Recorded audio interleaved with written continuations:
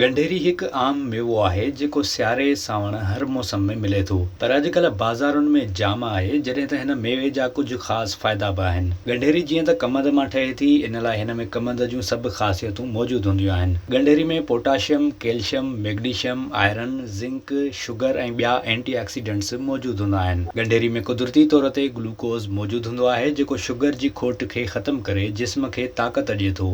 यरकान जे मरीज़नि खे डॉक्टर बि गंढेरी चूसण जी सलाह ॾींदा आहिनि। गंढेरी में मौजूदु सोक्रोस नाले खंड जो क़िस्म जिस्मानी ज़ख़्मनि खे कुदरती तौर ते ख़तमु करे थो ऐं मुदाफ़ियती निज़ाम बि मज़बूत बणाए थो।